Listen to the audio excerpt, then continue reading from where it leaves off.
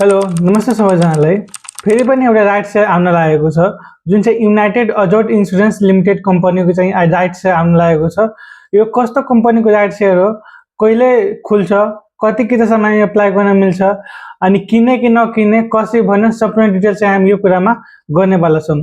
सबभन्दा पहिला राइट सेयरको कुरा गर्दाखेरि युनाइटेड अजोर्ट इन्सुरेन्स लिमिटेड कम्पनीको चाहिँ राइट सेयर आउन लागेको छ।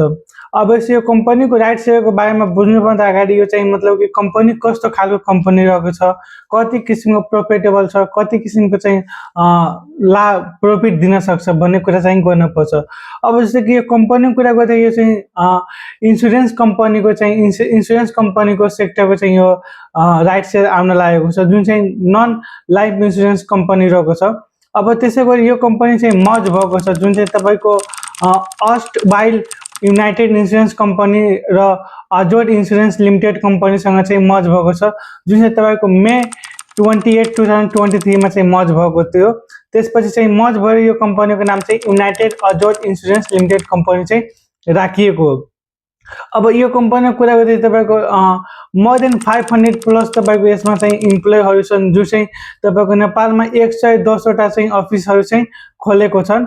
अनि त्यसैगरी चाहिँ यो चाहिँ तपाईको नेशनल सपोर्ट नभए इन्टरनेशनल सपोर्ट पनि इन्सुरेन्स दिइरहेको छ, जुन चाहिँ तपाईको इन्टरनेशनली पनि यो काम गर्ने चाहिँ कंपनी हो। अब त्यसैगरी यसको चेयरम्यानको कुरा गर्दै मिस्टर अजोर्ट श्रेष्ठ भन्ने चाहिँ यसको चेयरम्यान हुनुहुन्छ। त्यसैगरी अब यो कंपनीको अर्निङ पर शेयरको कुरा गर्दाखेरि -26.18 चाहिँ यसको अर्निङ पर शेयर रहेको छ, जुन चाहिँ ईपीएस हामी बन्ने गर्छौं। यसको ईपीएस चाहिँ नेगेटिभ नै छ, जुन चाहिँ तपाईको नेगेटिभ पोइन्टले चाहिँ -26.18 चाहिँ यसको ईपीएस छ, जुन चाहिँ 81 82 83 को चाहिँ अडिट रिपोर्ट अनुसार। अब त्यसैगरी यो कंपनीको बुक भ्यालु कुरा गर्दाखेरि 169.49 चाहिँ यसको बुक भ्यालु रहेको छ। अब त्यसैगरी यो चाहिँ कंपनीको टोटल शेयर जुन चाहिँ टोटल शेयर अफ कंपनीको कुरा गर्दाखेरि तपाईको 2 करोड 31 लाख अनि 31 लाख किता चाहिँ यो कंपनीको चाहिँ टोटल शेयर रहेको छ, जुन चाहिँ पब्लिक शेयरको लागि चाहिँ 1 करोड 13 लाख 19 चाहिँ पब्लिक शेयरको लागि खोलेको छ, जुन चाहिँ 49% चाहिँ पब्लिक शेयर खोलेको थियो। त्यसैगरी प्रमोटर शेयरको कुरा गर्दाखेरि 1 करोड 17 लाख 81 हजार चाहिँ तपाईको प्रमोटर शेयर छ, जुन चाहिँ संस्थापक शेयर भनेर पनि चिनिन्छ, जुन चाहिँ 51% चाहिँ संस्थापक शेयर छ, प्रमोटर शेयर चाहिँ 51% छ आफ्नो कंपनीको। अब यो चाहिँ शेयरको कुरा गर्दाखेरि जुन चाहिँ फेस भ्यालु चाहिँ 100 रुपैयाँ चाहिँ फेस भ्यालुले चाहिँ यो आईपीओ चाहिँ शेयर चाहिँ आफ्नो एनाउन्स गरेको हो। अब यो कंपनी चाहिँ कंपनीको कुरा गर्दाखेरि यो कंपनी चाहिँ नेप्सेमा तपाईको 1994 अगस्त 1 मा चाहिँ यो कंपनीमा नेप्सेमा लिस्टेड भएर आफ्नो कारोबार स्टार्ट गरेको थियो। अब त्यसैगरी यो कंपनीको चाहिँ तपाईको राइट सेयर इस्युको कुरा गर्दाखेरि टोटल राइट सेयर इस्यु गर्न भने 23 लाख 200 किता चाहिँ यो चाहिँ टोटल राइट सेयर इस्यु गर्न लागेको, जुन चाहिँ तपाईको 1:010 पोइन्टले चाहिँ यो तपाईको राइट सेयर इस्यु गर्न लागेको हो, जुन चाहिँ तपाईको 10% को दरले चाहिँ हामी राइट सेयर एप्लाई गर्न सकिन्छौं, जसको चाहिँ फेस भ्यालु कुरा गर्दाखेरि 100 रुपैयाँ चाहिँ फेस भ्यालु राखिएको छ।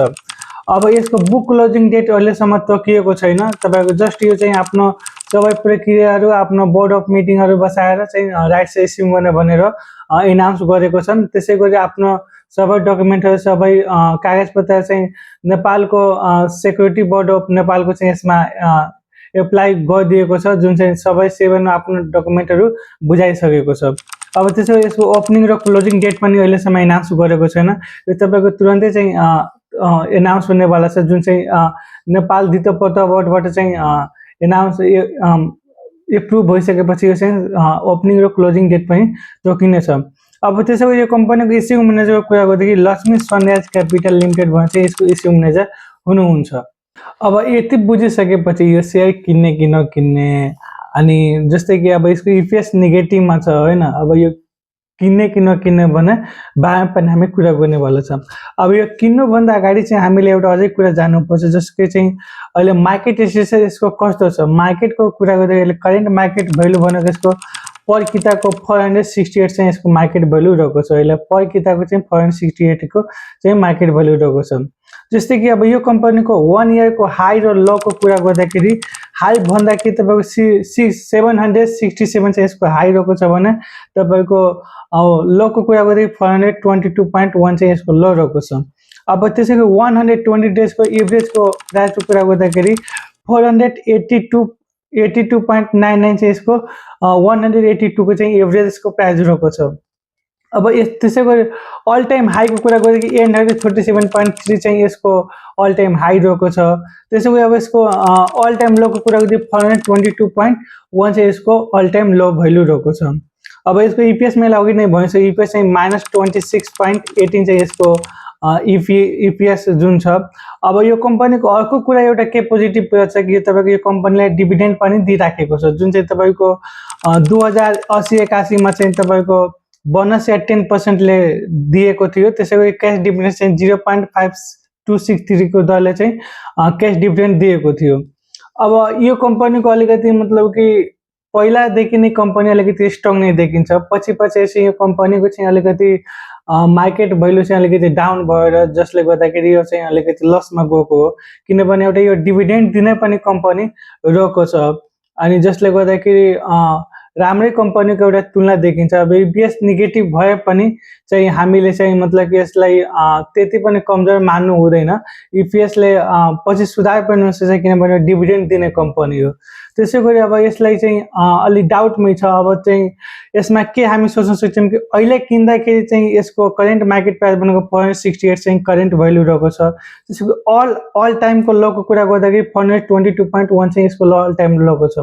अब मेरो सजेसन अनुसार के छ कि तपाईँको अलिक केही दिन चाहिँ हामी रुक्यो भने, जस्तै आज तपाईँको मैले यो भिडियो बनाइरहेको डेट चाहिँ तपाईँको 2 फेब्रुअरी तपाईँको 13 चाहिँ फेब्रुअरी 13 रहेको छ। त्यही तपाईँको अलिकति हामी केही दिनसम्म कुरेर 422 भन्दा तल गएर 422 को लग पासमा किन्यो भने चाहिँ यो कम्पनीले चाहिँ हामीलाई अलिकति प्रॉफिट दिन सक्छ भन्ने जस्तो कम्पनीको चाहिँ भ्यालु देखिन्छ। अनि यो अलरेडी एउटा लो पोइन्टमै छ। अहिले किन्दाखेरि पनि तपाईलाई मतलब कि खासै हामी प्रॉफिट त कमाउन सकिँदैन, त्यसैगरी खासै लस पनि जाँदैन, अलिअलि प्रॉफिट हामी चाहिँ कमाउन सकिन्छौँ यो कम्पनीबाट। त्यही गरी अब यसलाई किन्दाखेरि चाहिँ अलिकति सतर्कतापूर्वक र बी केयरफुल भएर किन्नुपर्छ, प्लस मार्केट एनालाइसिस गरेर जुन चाहिँ मैले भने 422 को एभरेजमा किन्नुहुन्छ भने तपाईँलाई अलि राम्रै खालको प्रॉफिट पाउन सक्नुहुन्छ। यति नै यो भिडियोमा चाहिँ हाम्रो यो कम्पनीको डिटेलेसनहरू थियो। अरू पनि यो कम्पनीको जस्तै बुक क्लोजिङको डेट सबै कुरा 7 बाट सबै एप्रुभल भइसकेपछि हामी अर्को भिडियोमा पनि नेक्स्ट भिडियो लिएर आउनेवाला छौँ। त्यसमा चाहिँ हामी सबै ओपनिङ र क्लोजिङ डेट्स पनिको कुरा गर्नेवाला छौँ।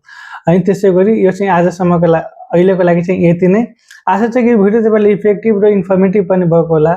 हामी यो च्यानलमा यस्तै थुप्रै शेयर मार्केट रिलेटेड भिडियो चाहिँ अपलोड गरिरहेको हुन्छौँ। च्यानललाई तपाईँ सब्सक्राइब गरेर त्यहाँबाट विभिन्न किसिमको विभिन्न कम्पनीको आइपिओ एनाउन्समेन्ट, आइपिओ कहिले खुल्छ र आइपिओ सम्बन्धी विभिन्न जानकारी लिन सक्नुहुन्छ। Thank you for watching our video.